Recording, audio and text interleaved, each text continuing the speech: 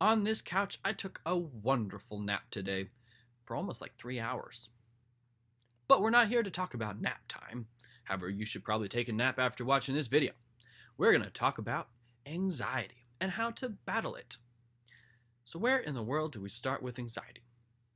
I will say that this video is going to be long, but hopefully I will say some things that will be for your advantage that you can use, and hopefully can help you break free from some of the anxieties that you have on yourself.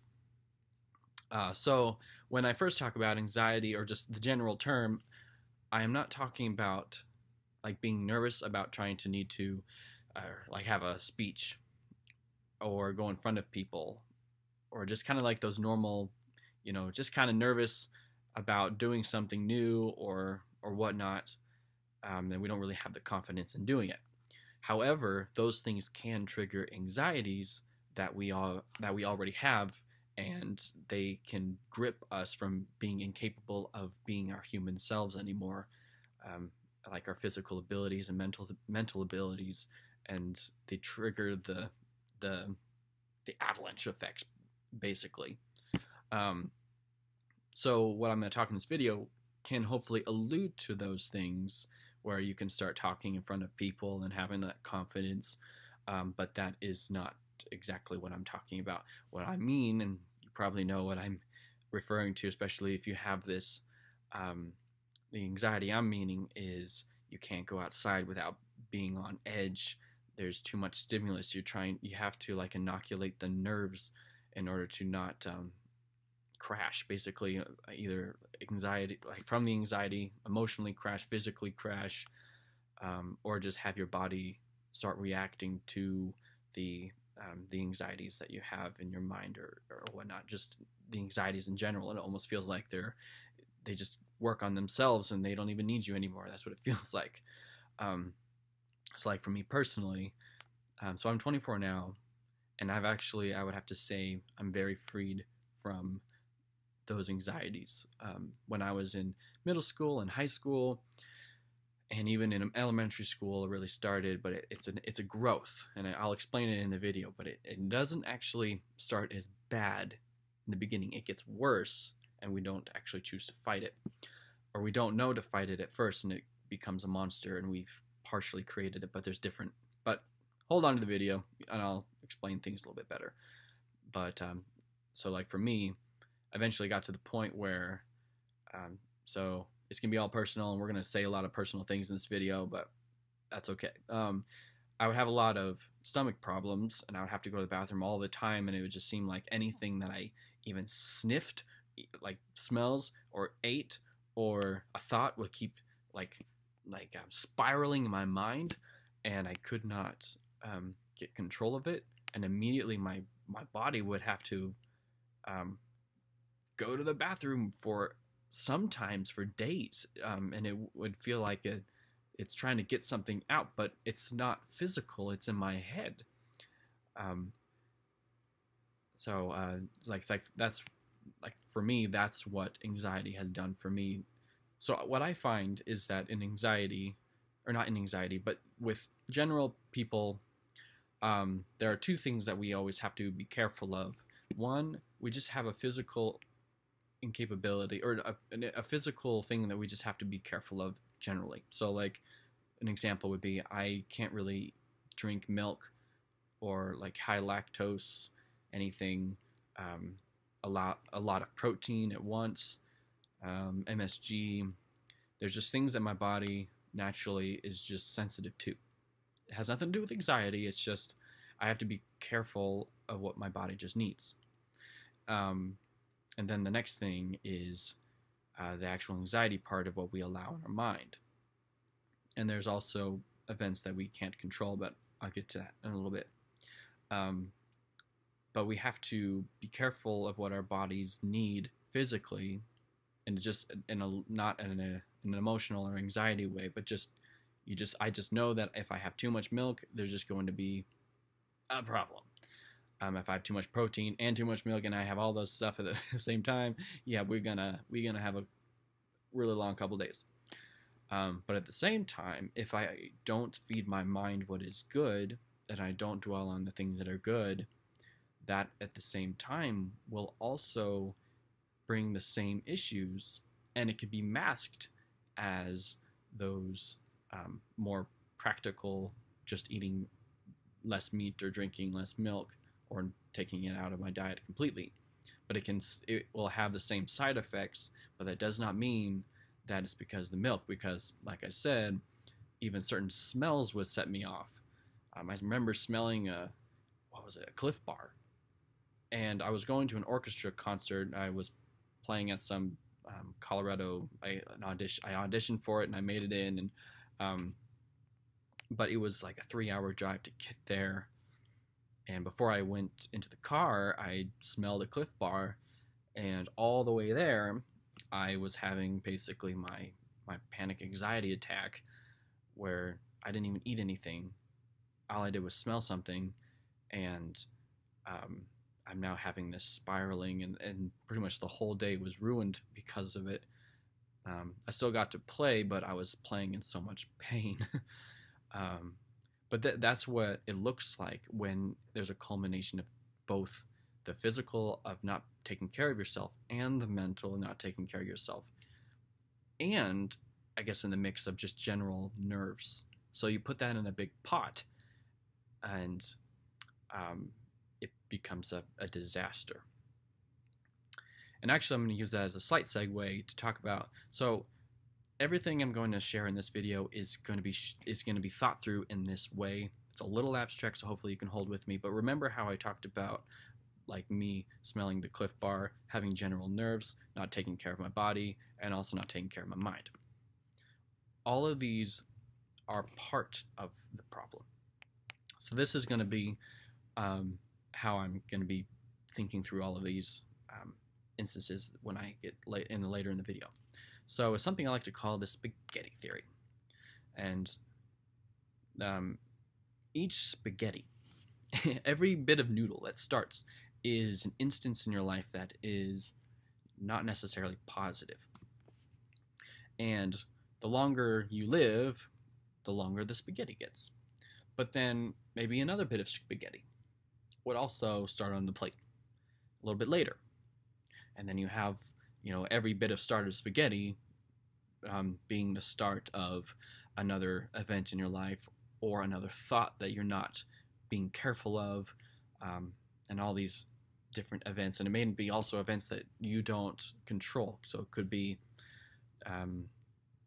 you experience some kind of abuse, and so that'll be another bit of spaghetti. And then maybe some things from that event that happened to you, like different angers or more thoughts, or more bitterness, or more anger, or more fears. That would be more spaghetti. Now we're already talking a lot of spaghetti, and so especially as life continues on, you have really long spaghetti, and a lot of it because of different events and different thoughts and different things in your mind that are growing or starting off because of other events. And then what happens is it all tingles up together and twists and turns into knots. But the issue is that we see that as one entity. However, it's really a culmination of a lot of events and thoughts and all that I was saying, all crammed together in this mess.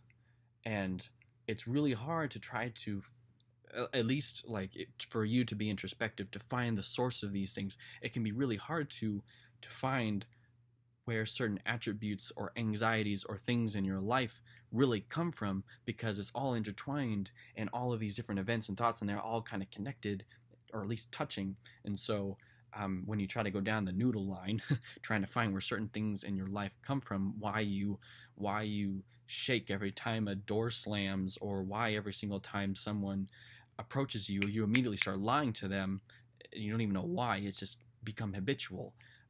Where do these things come from? But then also anxiety. Where does excessive anxiety come from? Where in your life have you gotten to this point where you're literally you're literally coming to these meltdowns? What caused it? How did it get there?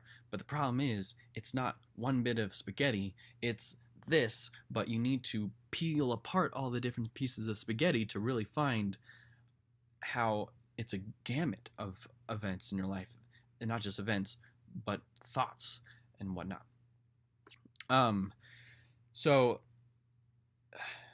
that's going to be kind of how I'm going to be processing everything, is through this spaghetti way of thinking, and I hope it makes sense.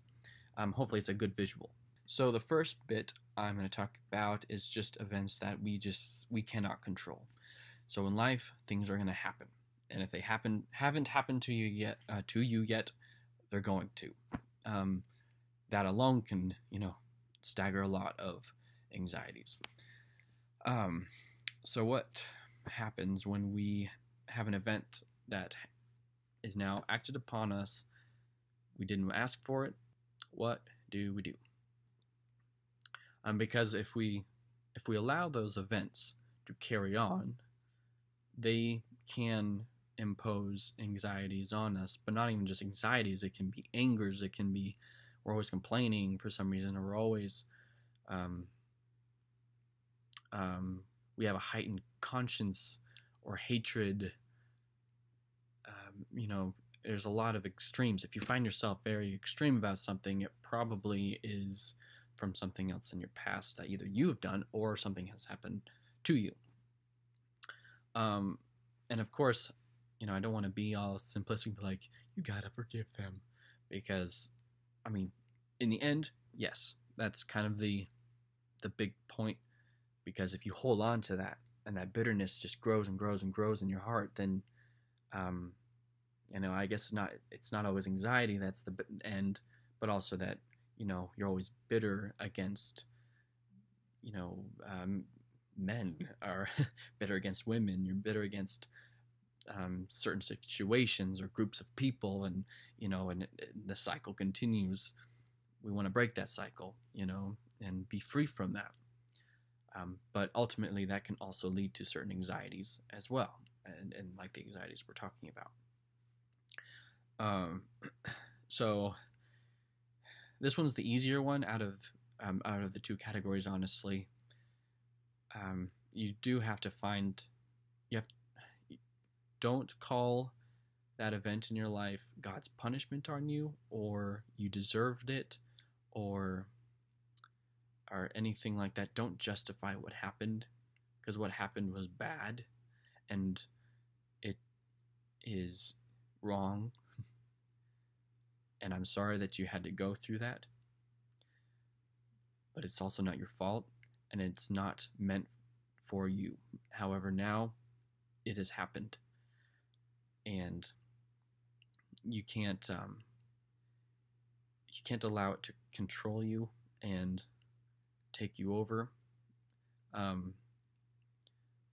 Talk with people, most definitely. Don't let it sit in your head, because that's also going to cause issues. Find people you trust, and also be careful of who you allow yourself to trust, because when we become desperate to be heard, we end up trusting people we probably shouldn't.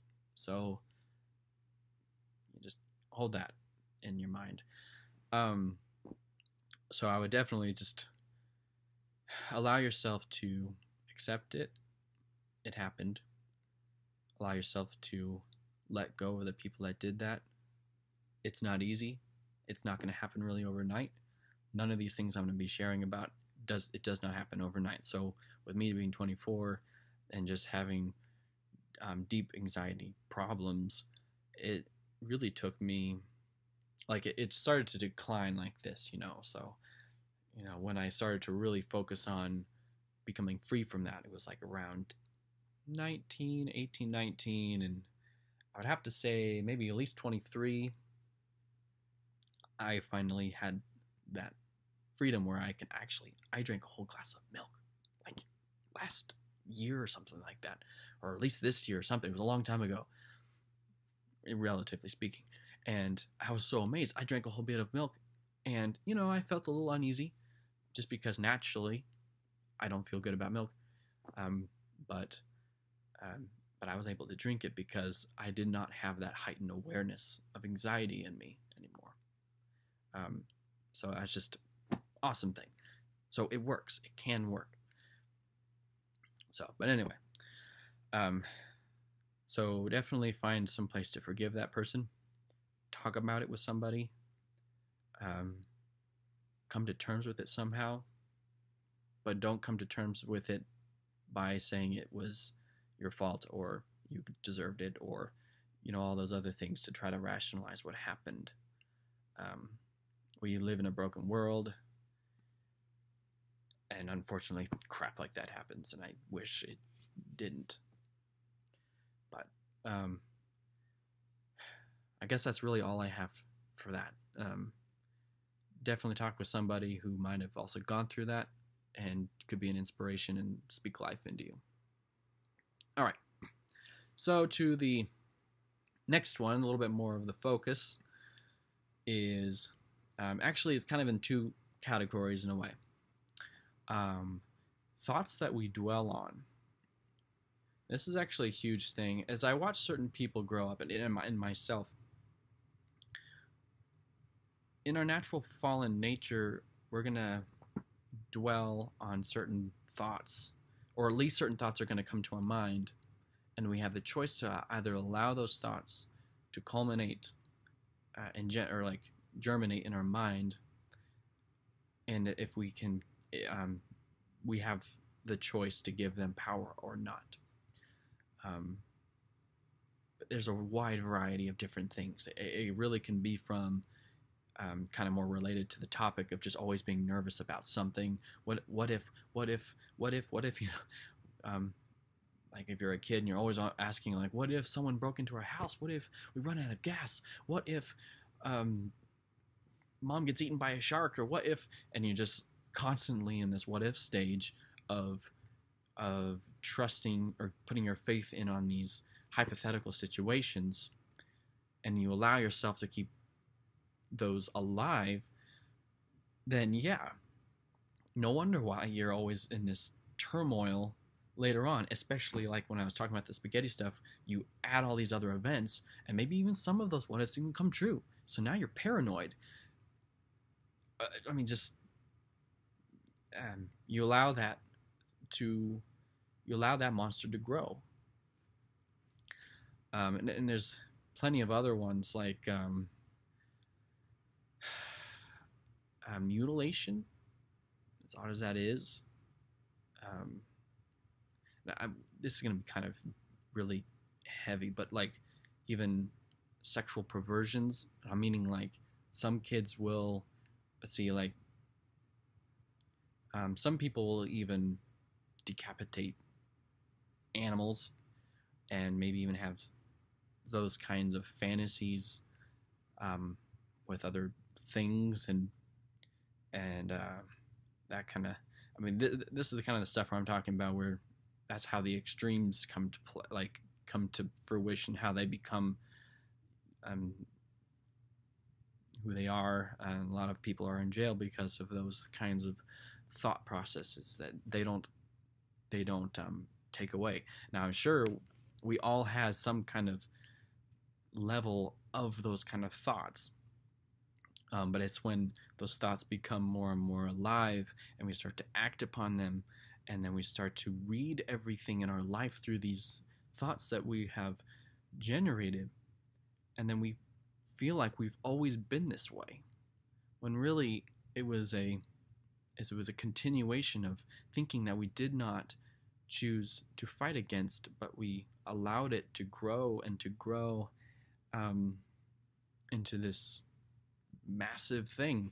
And now when you're it could doesn't so 16, but then we're like 20 and then 25 and then 30, and you add in not only just the things in your mind that you've allowed to grow, but also bad events that happened in your life, and you've allowed certain people in your life now or you've allowed certain people in your life that actually take advantage of you, and all these things keep piling up, and now you're having these wrecks. You need weed in order to like calm down the ghosts in your head, or drugs, or alcohol, or even long hot showers, or cutting, this is why people cut sometimes as well, and there's other reasons too, but it's just this monster that keeps growing, and we believe in these lies, and we can't, or well, eventually it takes us over. So that's something, key point, be careful what's in your head, be careful where you allow your mind to go. If you're reading this video, if you're watching this video now, you've probably gotten to a point of where it feels like it's no return. I'll explain some of how to get that return, how to get those things out later on. But if you're a parent, encourage your kids to dwell on things that are good, and to have them speak honestly, because kids are going to have pretty wacko or just thoughts, and you have to not be too set aside by them. Allow them to speak freely of the raunchy things that can come out of their mind, and hopefully you can encourage them to process or to think, dwell on the good things. And then kind of the second one, the sex. The second sub tier of just kind of on our own responsibility is just simply what we allow in our lives. I know some people where they go off on the deep end. They allow certain people to come into their lives that ultimately damage them. They allow themselves to be in these habitual things that take away their friendships, their families, and it just spirals. But they allowed it to happen. But a lot of the times these allowances, they allow it, but it's because of they've gotten to that point and now they're allowing it. It's not necessarily always, it can also be we just start allowing things to happen in our lives, and before we know it, we're stuck. It's kind of like sometimes when people start smoking, they always say, oh yeah, I can quit whenever I want, and then before they know it, they're hooked and they can't get out of the cycle that they have habitually created in them. So you have to kind of think, what are some things that you have allowed in your life that ultimately started to grip you and control you? It could be thoughts, things that you have allowed in your mind, or things that you've just allowed in your environment, actions that you've allowed to yourself, actions that you've allowed yourself to do. All these things build up to an ultimate crashing. All right. So how exactly do we battle this? So with the events that happen to us, I try to explain the best I can. This next one is a little different, a little difficult, because it really puts a line between what we determine as good and true, and what we're doing now is defining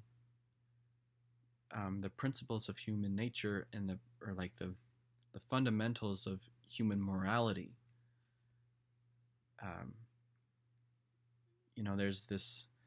There's this thought that they're like, what's good for you is good for you, and what's good for me is what's good for me, and do what you want and then I'll do what I want. However, doing what's only good in our own eyes is only as good as our limited understanding. And so it's really difficult to try to go into this realm of trying to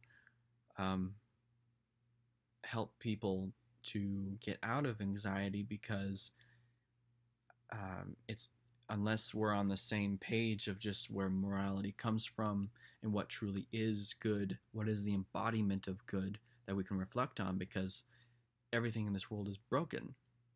Nothing in this world sustains life. Nothing's eternal. And so you can't really depend on anything in this world ultimately for the greatest of good. Even humans, you can't put your faith in humanity because, well, ultimately humans are faulty.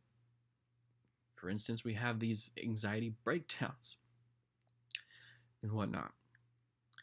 And so how do we determine what is true and what is good and have ourselves align with that so that we can, everything in our body is now influenced by a new way of thinking.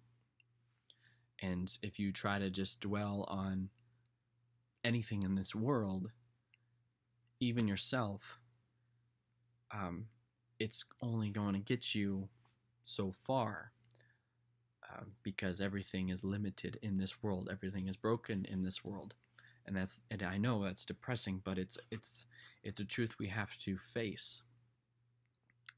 But ultimately, I would have to say that there is an ultimate good and an ultimate truth that we can depend on, and that we can realign ourselves with, so that we can actually get out of this vicious cycle that we have found ourselves in. So for me personally, I guess I'm gonna go a little bit more personal in how to fight this. So growing up, I've always allowed my mind to go into these very dangerous and dark places, and how I viewed people, how I respected people, or like a lack of respecting them. I guess being a guy, even just how you view women is actually very important. Whatever you believe, it is actually important. If you just kind of see at the end of the road, it matters how you view women, oddly enough. And so these thoughts started to build and build and build, and also certain angers I allowed germinate in my mind, and then also at the same time I was ingesting just food that my body couldn't handle, and so like I couldn't even just go outside without already feeling like I needed to relieve myself. Like I remember one time a friend of mine came over to the house, and when I was inside, I was perfectly fine. But the second we went outside to go play with like these foam swords that we made, like after 2 hits, immediately I was having like a physical breakdown. I had to go inside to go to the bathroom magically, And so anything starts to trigger it when the more and more you allow yourself to fall into these lies in your mind and not fight against them, they start to act dependently and they don't need you anymore. And that's where anxiety attacks actually come from. The deed is done, and it no longer requires you to activate it anymore. And so that's kind of why I brought up the spaghetti idea, is because these have sources, and if you're very careful, you can find them, which it just empowers you to know where something came from, so you can know how to deal with it, if you so choose to. That's the next problem, you have to want to. And so, let's see, around 18, I just started to see how these things were breaking me down, and also I would just have general social anxieties, and always wanting to be a cool kid and fit in, and be seen or just be accepted by the public. But I was always awkward, like just people awkward, wouldn't really know how to talk to people, handle people basically. And so that just gave also just lots of natural stresses and nerves, and that's because that I valued the wrong things. And so I started to see the mess that this was beginning to make in my life, and it was caging me. I had no confidence to do anything, like standing up in front of people, singing in front of people. I still have that as a little bit of a problem, but it's singing. Everyone has a little bit of nerves, but I don't know, just being goofy in front of people, or just the freedom to be myself. I would always feel so captivated. This is a little small thing. Confidence doesn't always come from the lack of confidence. A lot of times it actually comes from pride. You can take it as you like. There's always false humilities, and pride comes in all these little different subtle forms and actually can take away your confidence. But confidence also comes from just trying things. And when we have all these anxieties, we take away from the opportunities that we could have to do things and build our confidence and things. But anyway, so I started to dwell on what is good, and so I'm gonna just be frank. It's the internet, so I'm ready for your rocket launchers. But you probably have heard in my other videos, I do believe in God, and I do believe in the Christian God. Unfortunately, the term and name has been scrutinized by extremists and other just unwise individuals, and so when I say that, it probably puts images in your mind that isn't who God really is and what Christianity really is, unfortunately. But that's another topic to try to realign all that. But at the end of the road, finding that for me, God is the ultimate source of what is good, and so when you dwell on Him and what is, because He is good, He's outside ourselves, He's outside this world, He's outside everything that's broken, because He's perfect, and so you can trust Him with your thoughts and your mind and realign yourself with a Christ-like mindset, and this ultimately aligned out where a lot of my anxieties came from. It allowed me to have a strength against the wrong that I would do, which would ultimately cause anxieties. And whenever I would, let's say, last year when I found myself just kind of falling back into old habits, immediately the problems, the anxiety started to come back. It was incredible. So just knowing that doing it this other way works, and when you allow yourself to go back in this other place, it will come back rather fast. It no longer is this growth anymore. It's like if you go back to it, you're gonna go back to kind of where you started and left off, basically. And the longer you dwell there, the more you're gonna spiral, and the more backwards you go, and you have to start all over again. It's so much easier to fall down than to climb back up, and so I would, it's like I would be like, I have to stop this and go back on what I was doing the right way, and dwell again on who is truly good, and who is truth, and who is just, and who is right, because He's outside of me, He's outside this world. I can trust in Him. I know that's not everyone's opinion. I know other people don't believe, or won't believe, or they don't know what to believe, or they believe something else. Sure. Do what you think is ultimately good, ultimately true, and dwell your mind on it. Because the problem is we've allowed our mind to get into these cycles, and we have to get out of them. And my advice is to dwell on the one who is ultimately good, ultimately one we can trust in. Because if you do it in things that only last for a little while, or only limited by the understanding of man, it's only going to get you so far, and you may only find yourself free for a little bit, or nowhere at all. So I would encourage you to kind of do some soul searching, I guess, and truly find that true good and whatnot, and that peace. So it's a long video, but so that's what I have about anxiety.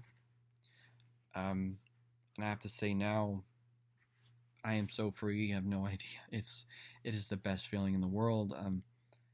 Just going into college now, and being free to do the things that I would have never done before.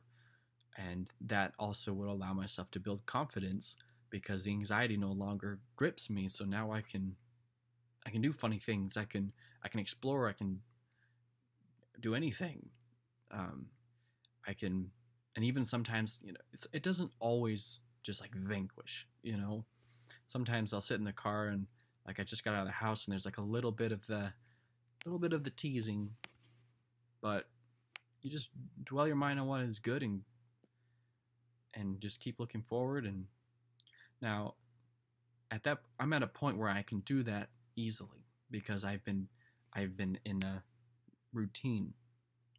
So that what you have to do is get yourself in a mental routine and get around people that are good for you. Get around or dwell your mind on things that are truly good. Abandon those bad things that you allowed yourself to do, like with say constant lying or constant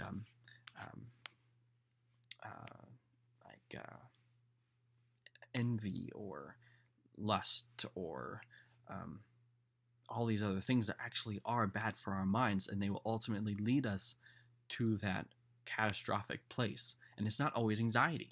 Like anxiety is only one of the causes at the end of this meltdown. You would find people have a complete meltdown. You wonder where in the world this come from.